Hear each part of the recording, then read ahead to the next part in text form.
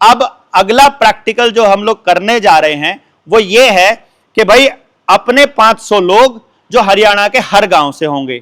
Next step जो लंबी लड़ाई के लिए हम लोग करने जा रहे हैं, जो सोल्यूशन की जिसकी बात हम फाइनली लंबी लड़ाई की, वो ये है कि जो ये गांव में टीम जाएगी, इस टीम की ट्रेनिंग चलेगी प्रैक्टिकल हर मुद्दे के ऊपर।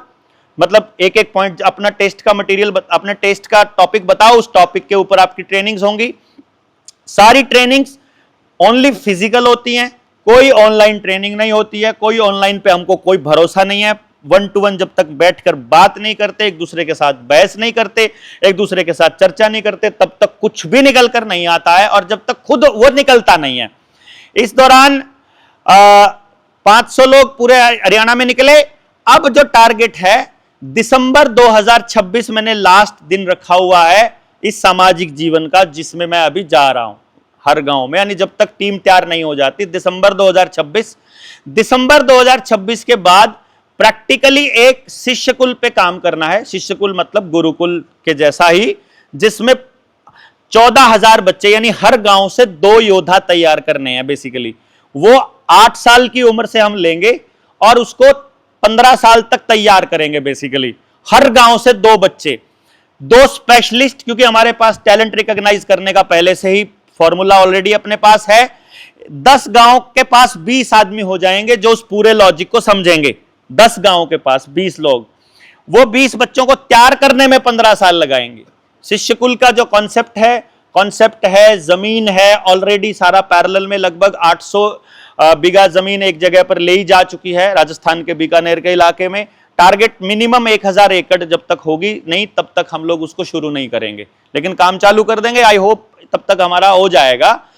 1000 एकड़ हमारे पास जगह होगी। प्रैक्टिकली करना क्या है कि एक ऐसा गांव जो पूरे हरियाणा का एक प्रतिबिंब हो, जिसमें हर गांव से बच्चा आया हुआ है, जो प्रैक्टिकली पूरे समाज और दुनिया को यह बताएगा कि बिना किसी बाहरी मदद के सिर्फ मांसपेशीय ऊर्जा से एक स्वावलंबी समाज की स्थापना की जा सकती है। क्योंकि जो मौजूदा समाज है वो पूरी तरह से बदलने की पोजीशन में नहीं है। उसको बदलने पे लगेंगे तो एक जगह पर ही काम होगा, और यदि सब जगह से लोग बच्चे आए हुए होंगे और वहां उस पर काम करेंगे तो हर गांव में काम होगा। उधर आपके बच्चों पर हम काम कर रहे हैं, उस बच्चे को समाज में स्थापित करने की गारंटी उस इंस्टीट्यूशन की होगी। 14,000 के 14,000 बच्चों की गारंटी हमारी होगी उसको जगह स्थापित करने की। यानी जो बच्चा यूपीएससी के लिए बना उसको यूपीएससी में, जो खेल के लिए बना खेल में, आर्ट के लिए बना आर्ट में, वकालत के लिए बना वकालत में, जुडिशरी के लिए बना जुडिशरी, जो जिस चीज के लिए बना उन सबको तैयार करके सिस्टम के अंदर उतारना। और जब तक हम आपके बच्चों की अंदर तैयारी कर रहे हैं तब तक वो 4 माँ बाप, क्योंकि 2 बच्चे हमारे पास हैं हर गांव से, तो 4 माँ बाप गांव को जागरण चालू करेंगे। डेली के 4 घर भी करेंगे अगर, तो गांव में 1000 घर होते हैं, 250 दिन के अंदर निपटा देंगे। मतलब 1 साल में पूरे गांव के थॉट प्रोसेस पे काम उनके माँ बाप करेंगे, उनके बच्चों पर काम हम करेंगे। और उन लोगों की मदद से, चूंकि अब मैंने एक जगह पर इसका प्रैक्टिकल किया था, मैं आपको इसका इसलिए बता रहा हूं, जो एक गांव महेंद्रगढ़ की बात कह रहा था, उस गांव में, मेरे अपने गांव में, मेरे आसपास के 7-8 गांव में मैंने इस पे काम किया। मैंने गांव वालों में जाके बोला कि मुझे आपसे 2 बच्चे लेने हैं और उन दोनों बच्चों की गारंटी मेरी है स्थापित करने की, उनको जिस काम के लिए बने हैं वहां पर। तो आप में से कितने लोग फॉर्म भरते हैं? मुझे एक भी माँ बाप नहीं मिला जो फॉर्म भरने के लिए तैयार ना हो। मतलब फीस कितनी लगे, गारंटी दे रहा है ना इंस्टीट्यूशन। तो अब मैंने कहा कि अब बताओ मैं आप 100 लोगों में से किन के बच्चे लूं, मुझे आप ही बताओ, क्योंकि सबको अपना बच्चा चाहिए, देना है। तो वो बोले जी, और फिर कुछ लोगों ने सवाल पूछ लिया कि भाई हमारे बच्चे कहां जाएंगे, आपने इन दोनों के बच्चे तो ले लिए, हमारे बच्चे कहां जाएंगे? तो मैंने कहा आप पहले मुझे ये बताओ कि ये जो 14,000 जो ये बच्चे मैं ले रहा हूं, इनको कौन पढ़ा रहा है? मैं तो नहीं पढ़ा रहा हूं, क्योंकि 14,000 बच्चों को तो एक व्यक्ति नहीं पढ़ा सकता। कि नहीं पढ़ा रहा हूं तो कौन पढ़ाएगा? इनके लिए कौन जो फैसिलिटेट करेगा? कि इनके लिए तो टीचर्स करेंगे। उन टीचर्स की ट्रेनिंग जो उस इंस्टीट्यूशन में लगेंगे 2018 से ट्रेंड कर रहा हूं। मतलब साथ में पैरेलल में वो अपने गांव पे काम कर रहे हैं। वो रिक्रूटमेंट का काम, उनकी ट्रेनिंग का काम, फिर उनको आगे गाइड करने का काम। करीब करीब 600-650 टीचर्स ऑलरेडी अपने पास तैयार है। अपना टारगेट है 14 बच्चों पे एक टीचर, मतलब 14 बच्चों पे 10 या 10 बच्चों पे 10 से 14 बच्चों पे एक टीचर्स का टारगेट है।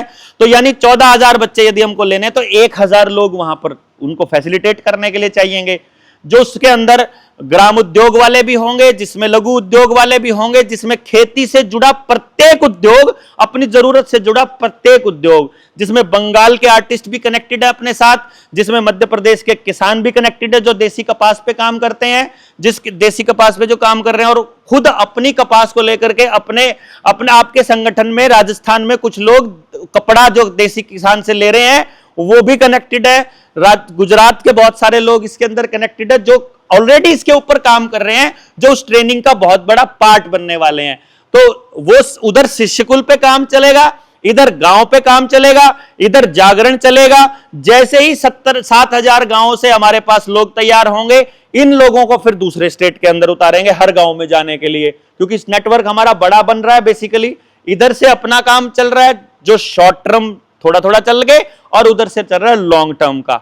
साथ के अंदर इसी के दौरान पॉलिटिकल जो पॉलिसीज के ऊपर बात करने के लिए, राजनीतिक बदलाव के लिए भी ऑलरेडी लंबी प्लानिंग, जिसमें पूरा का पूरा के अभी आज के टाइम पर क्या हो रहा है, केवल पॉलिटिकल पार्टी तय करती है कि कैंडिडेट कौन है, कौन होगा।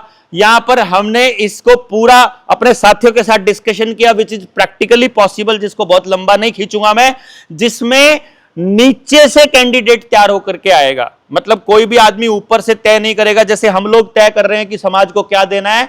दिस इज अ, मतलब मेरे विचार से, इट इज नॉट कि मैं जो कह रहा हूं वो सत्य है, this is a wrong approach कि हम क्या देने वाले हैं, क्योंकि जो हम लोग गांव को देने वाले हैं वो गांव को नहीं चाहिए। और यदि हम वो देना चाहते हैं जो हम देना चाह रहे हैं, तो पहले उस आदमी की जबान से कहलवाना पड़ेगा कि हमें ये चाहिए। हमें वो सिचुएशन देनी पड़ेगी कि आपके पास वो जो सामान है, जो आप काम कर रहे हो, जिस विजन पर आप बात कर रहे हो, जब तक वो गांव का आदमी खुद नहीं कह देता कि यार आप बात तो 100% सही कह रहे हो, यही तो चाहिए हमारे गांव को। क्योंकि एक भी व्यक्ति ऐसा नहीं है जो अपने हाथों से अपने बच्चों को बर्बाद करना चाहता हो, जो उनको बीमार रखना चाहता हो, जो उनको गुलाम रखना चाहता हो, जो उनको आर्थिक आजादी में नहीं लेकर जाना चाहता हो। अगर वो उनको लेकर के जा रहा है तो उसका एकमात्र कारण है नासमझी, क्योंकि सारी समस्या की जड़ नासमझी है और सारी समस्या का हल समझ है कि क्यों हम ये क्यों करें और क्या गलत है, गलत किसने किया, कैसे किया और क्यों किया, इसे हम ठीक क्यों करें और कैसे करें और कौन करे पर बाद में आएगा। जो आदमी खुद कहेगा कि मैं इस बदलाव में अपना हिस्सा देना चाहता हूं, केवल वही लोग बदलाव कर पाएंगे। यदि कोई मेरे जैसा आदमी आपको कहे कि आप ऐसा कर दो, मैं नहीं मानता कोई भी करेगा, क्योंकि ये प्रैक्टिकली गांव में जाके हमने देखा है। सारी क्रांतियां 8-10 साल भौंकने के बाद ऐसे ही मध्यम पड़ के चलती रहती हैं, वो नहीं होती क्योंकि हम स्टेक होल्डर को इन्वॉल्व नहीं करते, क्योंकि हम आखिरी आदमी को उसमें शामिल नहीं करते, क्योंकि हम मानते हैं केवल। अब जैसे मैं गांव में गया, मैं आपको एक प्रैक्टिकल बता रहा हूं, अभी की बात है, ग्राम सभा के ऊपर हमारे गोहाना में एक मीटिंग थी। उन्होंने कहा डॉक्टर साहब हम गांव में मीटिंग कर रहे हैं ग्राम सभा पे, और हर घर में जाके इन्वाइट कर चुके हैं और लगभग 1000 आदमी आ जाएंगे। मैंने कहा आप ग्राम सभा पर मीटिंग बुला रहे हो, ग्राम सभा के बारे में गांव वालों को कुछ नहीं पता है। मैं गारंटी दे रहा हूं और मैं ऑनलाइन बोल रहा हूं कि अब ये बात भी बोल रहा हूं क्योंकि उन साथियों तक भी पहुंचेगी। मैंने कहा अगर 100 आदमी आ जाएं तो मैं पास मान लूंगा आपको। वो बोले जी 100 आदमी तो हो जाएंगे, ज्यादा हो जाएंगे, 500 तो कम से कम आएंगे। मैं कहा पॉसिबल ही नहीं है। कारण क्या है? क्योंकि मेरे गांव का स्ट्रक्चर क्या है, मेरे भारत का स्ट्रक्चर क्या है, आप सब लोगों को अगर पता हो, मेरे हरियाणा की तो मैं बता देता हूं जी।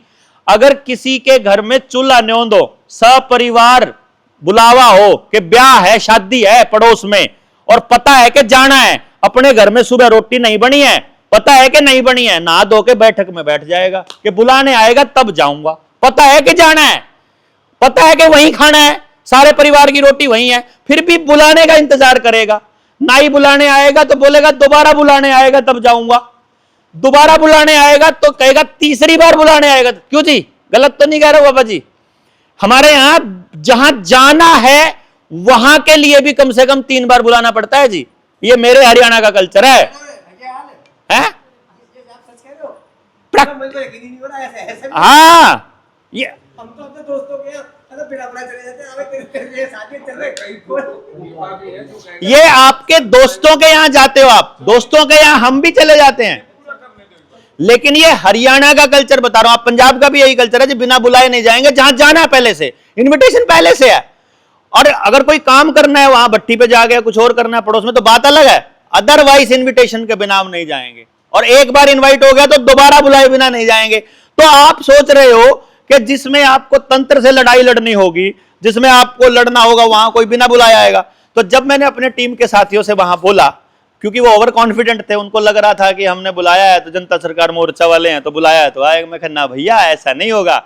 बोला हमने आपका नाम ले दिया है कि बलारा जी आ रहे हैं। मैं कहा बलारा जी को देखने और 4 लोग एक्स्ट्रा आ जाएंगे ज्यादा से ज्यादा, लेकिन जिसको, जो आखिरी आदमी है जिसको शामिल करना है इस लड़ाई में, वो नहीं आएगा। बोला जी ना मेरी गारंटी है। मैं कहा तुम्हारी गारंटी है तो हम आ जाते हैं। मैं आपको बताऊं, अगर पुरुषों की बात की जाए तो हम लोग जितने बैठे हैं वो ज्यादा लोग हैं, उतने उससे भी कम लोग थे वहां पर, मतलब इतने लोग आए थे वहां उस मीटिंग के अंदर। और फिर मैंने बोला, फिर वो बोले जी गांव वाले समझते क्यों नहीं है। मैंने बोला कि चलो एक काम कर लेते हैं, मैं कुछ बोलूंगा बुरा मत मान जाना बस आप। और ये मैं आपको भी कह रहा हूं, ये इसलिए कह रहा हूं क्योंकि इसलिए नहीं हो रहा है बदलाव, इसलिए नहीं होता है। बोले जी क्यों नहीं होता है।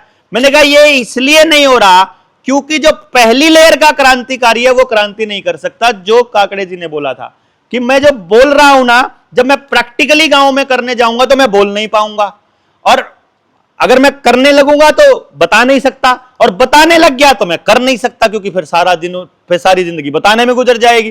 तो बताने वाले ने किया नहीं है इसलिए उस पर कोई यकीन नहीं है, और करने वाले ने कर दिया इसलिए लोग कह रहे हैं उसको बताना नहीं आता, क्योंकि उसको करना ही आता था इसलिए वो बता नहीं रहा है। उसने कर दिया तो लोगों को लगता है यही कर सकता था, बस काकड़े जी कर सकते थे क्योंकि इसकी परिस्थितियां अलाउ कर रही थी, ये 50 एकड़ का जमींदार है इसने कर दिया। दूसरा बड़ा कारण क्या होता है, तीसरी लेयर तक जब तक हम नहीं जाएंगे, हम पहली लेयर के लोग हैं। वो जो उस गांव में बैठे थे मैंने उनको इशारा किया, मैंने कहा बुरा मत मानना जी, आप सारे लोग कौन हो मैं बता देता हूं कौन हो। सारे स्वादु हो, अपने स्वाद में घूम रहे हो, खाली अपने मजे में, अपना मतलब ईगो मसाज करते घूम रहे हैं कि हमने बड़ा काम कर दिया, हमने बहुत काम कर दिया। गांव में किसी पॉलिटिकल पार्टी की मीटिंग हो, आप ही खड़े मिलते हो सबसे आगे, ना मिलते हो तो बता दो।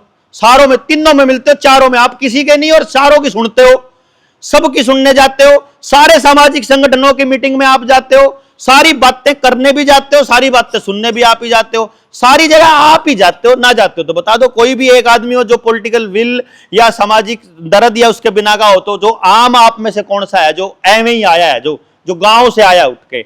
एक भी सिंगल आदमी नहीं था जी, एक भी नहीं था। और आप करने निकले हो या आप कर ही नहीं सकते हो, करना उसने है, गांव के आदमी ने। उसको उठा के लाने के लिए हमारे पास टाइम नहीं है, उसको समझाने के लिए हमारे पास टाइम नहीं है, इसलिए नहीं हो पाती। हमको देख करके जो सेकंड लेयर में आदमी जुड़ेगा वो भी नहीं कर पाएगा, लेकिन हम दोनों के गाइडेंस और हमारे, किसी का प्रैक्टिकल दिखा दिया, किसी के पास ले गए, किसी का देखा, वहां से जो लास्ट आदमी जो गांव का निकलेगा, जो दर्द में है, जो चिंता में है, जिस दिन उसको बात समझ में आ गई, जिस दिन उसको यह पता लग गया कि रियलिटी में मेरे लिए यह जरूरी है, उस दिन फिर हमें कुछ करने की जरूरत नहीं है। और उसके लिए कॉन्टिन्यूअसली चर्चा करना बड़ा जरूरी है।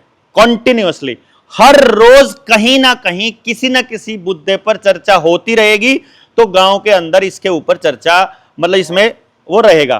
तो जब हम गांव में गए तो इसका ये प्रैक्टिकल देखा कि जब तक उस आदमी का अपना इंटरेस्ट इन्वॉल्व नहीं होता है तब तक वो नहीं आएगा। शिक्षा एक ऐसा मुद्दा मैंने देखा, शिक्षा और स्वास्थ्य खास तौर पे, जिसमें से कोई परिवार निकल के नहीं जा सकता। यदि हम केवल शिक्षा पे इस तरीके से बात करने लग जाएं कि हमको 100% रोजगार देने वाली शिक्षा चालू करनी है, गांव सबसे पहले बोलेगा 100% रोजगार कैसे मिलेगा। फिर वो जो काकड़े जी ने बात बोली थी, फिर वहां पे आएगा सोल्यूशन कि किसान का बेटा जो घूमना चाहता है, उसके घूमने के लिए मार्केट हम लोग अवेलेबल करा सकते हैं। जिसको मार्केट भी मिलेगी उसको और घूमने का शौक भी पूरा होगा। जो क्रिएटिव आदमी है उसकी क्रिएटिविटी का इस्तेमाल हम लोग मिलकर कर सकते हैं। जो नौकरी करने वाला आदमी है, जो कोई भी काम करने वाला आदमी, और जो खेती है, एक आदमी पूरे दिन में कितना खाना खाता है, उसका 250 ग्राम से 400 ग्राम तक का भोजन है पूरे दिन का। और पूरे परिवार कितना खाता है और हमारे पास कितनी जमीन है, तो कैलकुलेशन करके देखेंगे तो जितनी आबादी भारत की है, हर गांव के पास उसकी आबादी के 2 साल का भोजन बचाने के बाद भी कम से कम 10 से 20 गुना की पैदावार की कैपेसिटी है। केवल किसान एक ऐसी कौम है जो एक बीज डाल करके उससे 400 बीज निकालने की कैपेसिटी रखता है। एक दाने का 400 दाना केवल किसान बना सकता है। यह भी कौम अगर डाउन है तो इसका मतलब कहीं ना कहीं सिस्टम में बहुत बड़ा झोल है, कहीं ना कहीं ऐसी लीकेज है जो उस टंकी को भरने नहीं दे रही, जो उसको समृद्ध नहीं होने दे रही। वो लीकेज को पकड़ना है, क्योंकि कोई भी उद्योग लोहे का हो, एल्यूमिनियम का हो, सोने का हो, जितनी धातु निकली है उससे 1 ग्राम भी फालतू पैदा नहीं कर सकता। केवल और केवल जमीन है जहां से लोहा, सोना, एल्यूमिनियम, अब्रक, जींस, कॉपर, कोयला, अनाज, पशु पक्षी, सबका जो पैदावार का जो जड़ है वो किसान के पास है। और किसान हर साल मल्टीप्लाई करता है। यदि उस मल्टीप्लिकेशन को और उस मल्टीप्लिकेशन का फायदा किसान को बता दिया जाए कि तू 400 गुना दे रहा है, तो और तेरा इस लीकेज को रोकने का तरीका यह है। और इस लीकेज के साथ जब तक मजदूर तबका कनेक्ट नहीं होगा, जब तक सर्विसमैन कनेक्ट नहीं होगा और शहर कनेक्ट नहीं होगा, तब तक यह प्रोसेस नहीं रुकने वाली है। तो अल्टीमेटली समाज आधारित व्यवस्था जो एक दूसरे के ऊपर निर्भर हमको करती हो और ये समझ के साथ करी गई हो, किसी की थोपी हुई ना हो, यदि इस पर आते हैं तो हम राजनीतिक बदलाव भी कर पाएंगे और बाकी के जितने बदलावों पे बात कर रहे हैं वो भी सब कर पाएंगे। परंतु इसके लिए जिस चीज की सबसे ज्यादा जरूरत है वो है समझ, संयम, समय और लोग, मतलब वो संयम भाई, धैर्य और उसके बाद इसको करने की हिम्मत। ये किए बिना हम लोग आगे नहीं बढ़ पाएंगे। ये मैंने अपने अनुभव से सीखा है, ये और मैंने इसको जिया है और मैं जी रहा हूं। और आने वाले समय में जो अपना गुरुकुलीय व्यवस्था होगी, मेरे गांव पे जो मैं काम कर रहा हूं, मोहल्ले वाइज मीटिंग चल रही है, दूसरे गांव में कर रहा हूं, उसमें मुझे आपकी जरूरत पड़ेगी। उम्मीद है आप सब लोग भी साथ देंगे। और अगली मीटिंग तक के लिए, यानी अगली बातचीत के, तब तक धन्यवाद।